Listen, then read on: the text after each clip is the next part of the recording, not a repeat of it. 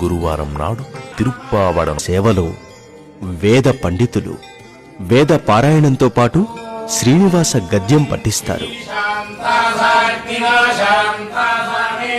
శ్రీ వెంకటేశ్వర స్వామికి బంగారు వాకిలి వద్ద నుండి నేరుగా సమర్పించే అన్న నివేదన ఇది. బంగారు వాకిలి ముందు గరుడాల్వార్కు ఎదురుగా 4 స్తంభాల మధ్య 484 కిలోల బియ్యంతో తయారు చేసిన పులిహోర రాశిని పెద్ద శిఖరంలాగా ఏర్పాటు చేస్తారు. పులిహోర అన్నరాశిని కొన్ని భాగాలుగా తయారు చేసి పైభాగాన పెద్ద అన్నకూటాన్ని శిఖరంలాగా 8 దిక్కులా 8 శిఖరాలను ఏర్పాటు చేసి అన్నరాశిని నైవేద్యానికి సిద్ధం చేస్తారు. అందుకే ఈ తిరుప్పావడను అన్నకూట మహోత్సవం అని పిలుస్తారు.